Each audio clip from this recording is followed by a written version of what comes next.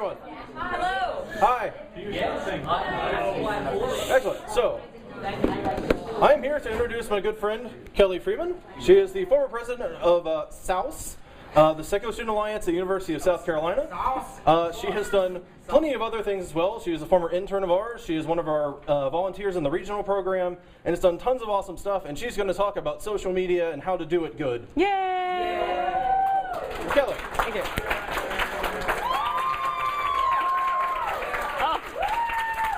All right, well, that's certainly one way to start this talk. I'm excited. All right, so yeah, I'm talking about social media or how to rule the world without putting on pants. Because the wonderful thing about social media is you can do it at home in your underwear, preferably not in the shower unless you have like an OtterBox, so be careful about that.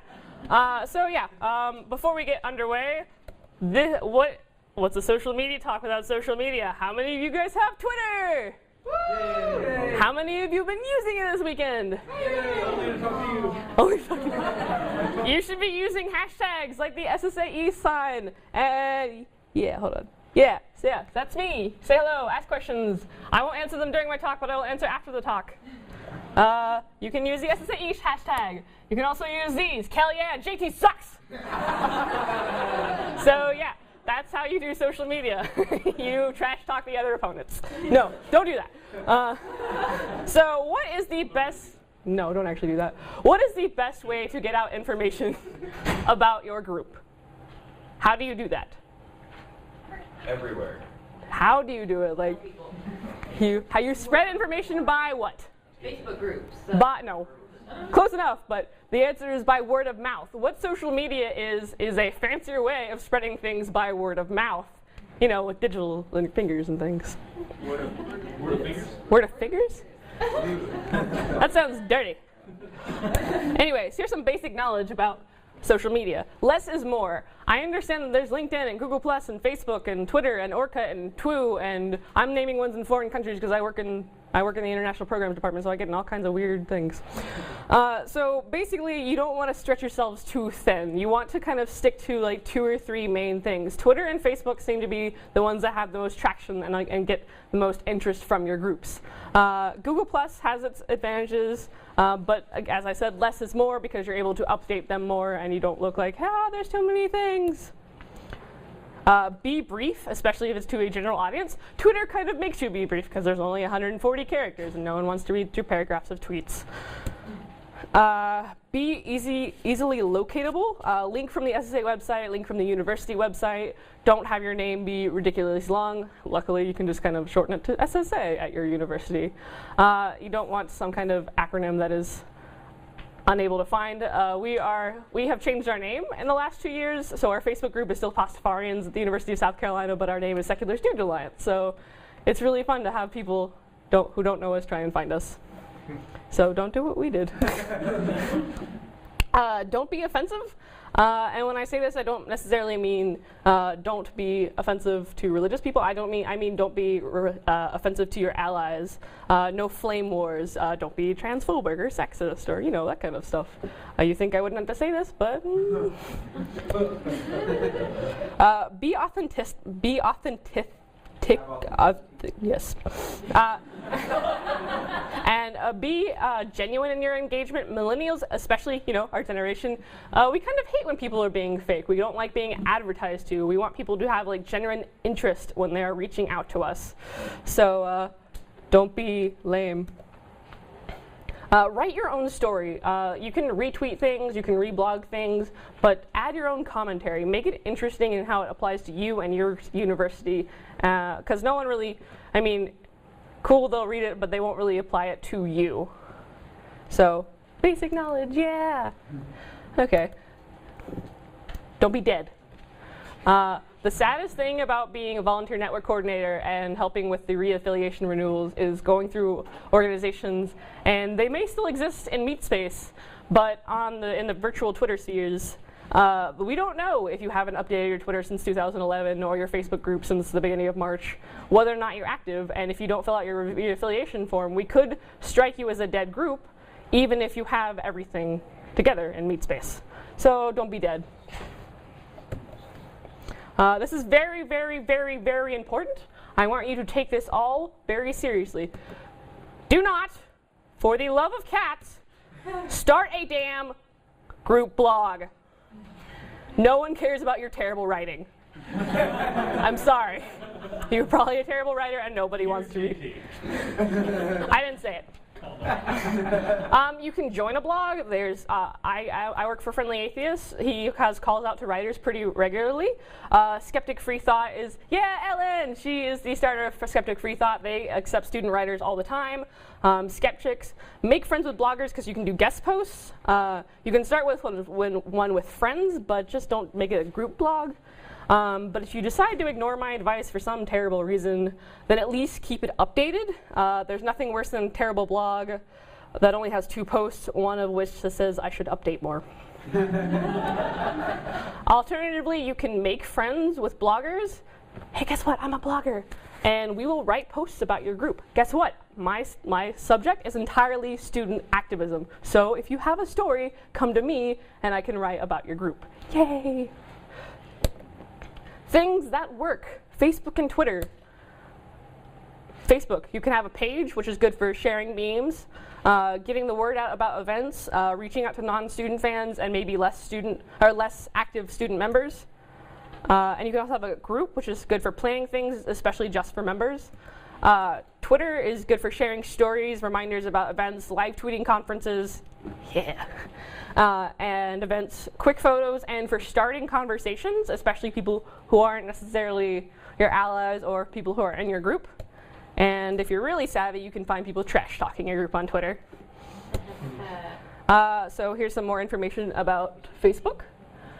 This is really, really important for groups. You should have posting guidelines. You really should have posting guidelines. No, seriously, you should have posting guidelines. I'm sorry. No, not. So posting guidelines are especially made for that guy. Here are some examples that I've had to deal with for being a volunteer network coordinator, not for being a group. Yeah. Here's me in a group in North Carolina saying, hey, maybe you shouldn't use the word fillets because it sounds like fellatio. That's a really nice guy saying you should change your last name to Free Woman. I think this makes sense. No, it doesn't. Basically, kind of be wary of your language especially. And here's me introducing myself to a group in Kentucky where I introduced myself professionally as a volunteer network coordinator, a representative of the Secular Student Alliance, and his response is to tell me that I'm really hot and he'd bang me. Turns out you shouldn't do that. It doesn't make me happy. So here's some examples of what not to do for your Secular Student Alliance affiliate, or social media in general. So yeah, posting guidelines. They're kind of essential now. But Facebook groups are best for planning and internal discussion. You can use there's a document feature in groups, which we've used to plan our schedule.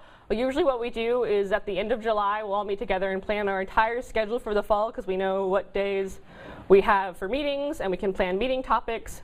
So when you have new members coming in, they'll know all the events for the fall and like what topics there are going to be. And it's really helpful because, well, you know what you're doing in advance and you don't have to plan too much more than that night. You can post videos and articles and stuff that elicits and continues discussions and dialogue. I understand that a lot of groups post memes in their groups, which I mean, they're pictures and they have witty captions and that's really it. You don't see a lot of discussion except for, haha, that's funny. I think you should leave memes for the pages because you have, well, one, you have a wider audience. People can share those memes on their pages and you can get more likes that way. And you don't have to worry about things being weird. Don't have an EDU locked. I think this is just kind of a side note. A lot of groups have it's only for students at that university, which means that Gordon and me and other SSA staff can't get into it because we're not a student at your university. So we can't answer your questions or help monitor things. Oh God, what did I just do? Okay. So make sure, just as a side note, not to have it .edu locked. Make your group easy to find, have it as your name, and have your entire name. Don't have an @ symbol, don't have it as, because there's another USC on the other coast, but they're wrong. But still, have it spelled out. Have it Secular Student Alliance at your university, not SSAUSC as your page. Ah! Colors, you're terrible. Okay. So make your group easy to find. Your page has a much wider reach than a group. Groups can be open, closed, or private. Open means people can see what you post. They can see who your members are. So if you're kind of like, if you're at a religious school and you're not affiliated yet, you might want to have it closed or even private. So it'll be harder for people who you don't want to find it to find. We just changed it to closed, and for some reason, people we don't even know are complaining about it. So whatever. This is where you share your memes, as I said. Post public events and reminder to casual members. People who are interested in planning are better used in the group. You can, if it gets too big, you can have your own officers group for planning things. You can post national news on a page, and pages are all, the benefit of pages is they're like automatically public. You can't really like make them unpublic. And they're open to anyone, and they allow for people to contact you, and you can respond anonymously. Whereas on a Facebook group, everyone is seen. They know who you know who they are, and if things get out of hand, you can have a chat with them if you needed. Here are some potential Facebook guidelines. I took some of them from the secularstudents.org/FB guidelines. So if you need them, no flame wars, argue against the argument, not against the person. You don't want to kick somebody out or be a jerk to somebody, whether they be theist or otherwise, just because you don't agree with their argument, even if they are wrong. This might be something that people have problems with. Think before you speak. Is this someone from a national organization like me? Don't be a jackass. No memes or other materials that does not create a discussion. Like I said, we're not throwing out memes completely, just move them to the Facebook page where you have a wider audience and, well, they actually have use instead of just being pictures. This is a safe space.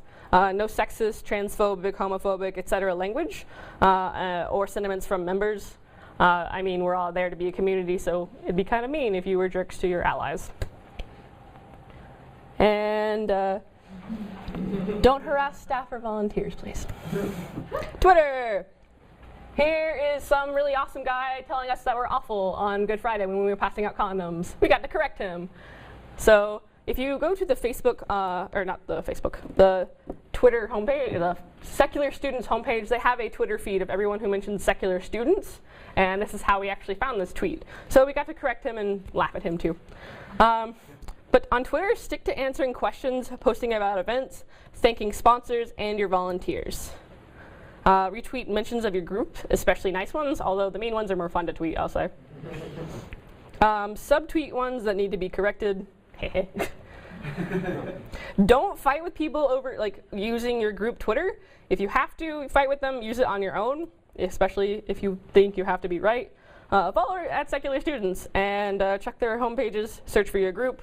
It's actually really helpful. They'll generally follow you back and retweet awesome things that you're doing so you can get more experience.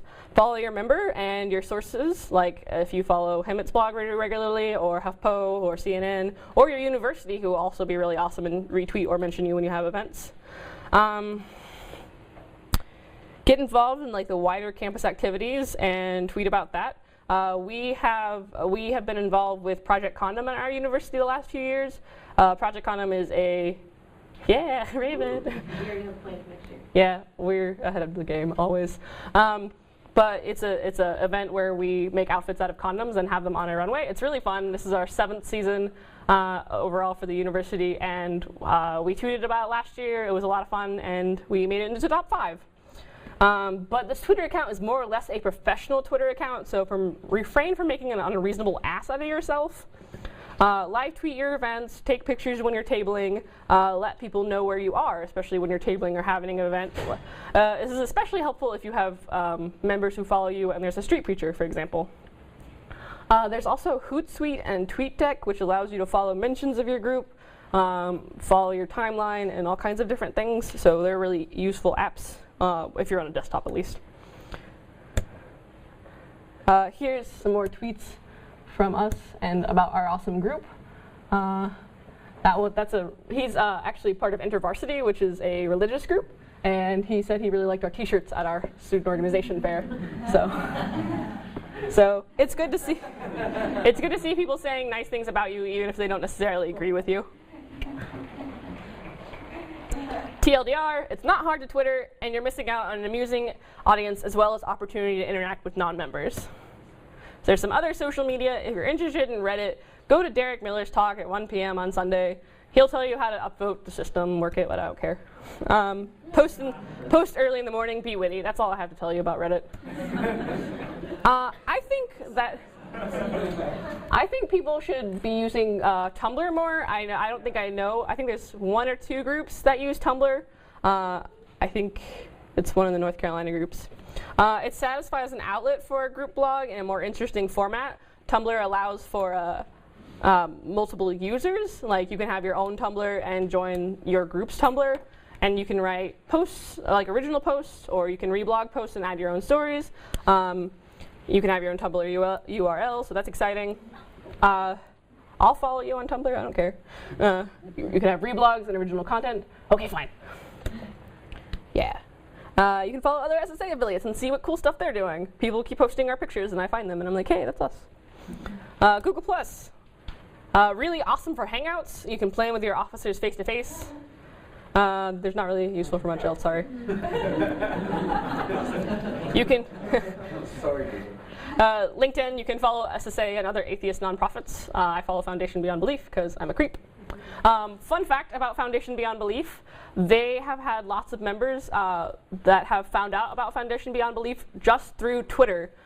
Brittany was telling me about a high schooler who can't join an SSA group because his parents will disown him, so he hopes to volunteer with Foundation Beyond Belief. So there is you can do a lot through just Twitter for your group. So you should, if you can find members there, you should definitely consider it. So yeah, this is an awesome picture of my group when we got our t-shirts at the organization fair in January. Look how many of us there are in those gorgeous t-shirts. Yeah. Look at them in fun shirts. Tweet your stuff. All right, that's me. I'm shameless. That's my Twitter handle. That's me on Facebook. That's my Tumblr. And because I'm a total hypocrite, that's my blog. Yeah!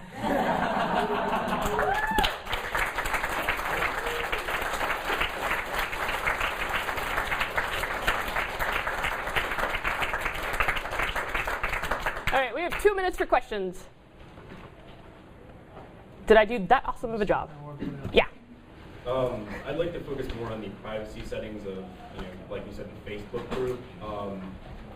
If you're trying to create an atmosphere of free speech or at least expression up, to the point of hateful language, somewhere before that, but that kind of conversation might not be necessarily what you would want a journalist or a reporter to read. So do you think that's a factor to consider in making your Facebook group open or closed, and what would you personally recommend? Like I said, we just switched from open to closed, mostly because we have members who are not out to their families. We have a preacher's daughter in our Facebook group, for example. So I think from a privacy, as far as that setting is concerned, you'd want to do closed. I don't see much use in having a private one, but I think if a journalist is stalking your Facebook group for looking for it to be open, then I would go with closed just in general, because you can see the group, you can see who's in the group, but you can't see the content in it unless you give them access to it. Dustin? I just wanted to make a point about the groups. And it's always exciting when you get new people wanting to join your group, but actually click on their name and look at them. Yeah. Because you don't want them to be spammers. Half the time, it's a person with one picture and they're members of 18 different Arabic Facebook groups, and you don't want them. Just don't click. Just don't click yes. We had a problem with that for a while where admin were just randomly clicking just yes on anybody who applied. So just keep an eye out. I recently cleared ours out, but we still have over 200 members. Sarah, and then Zach.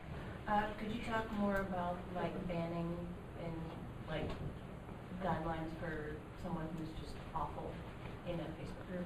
Well, I think you should probably talk to this person in Meetspace first if they're actually a member. If they're not a member, then go ahead and ban them, because screw them, they're not your member.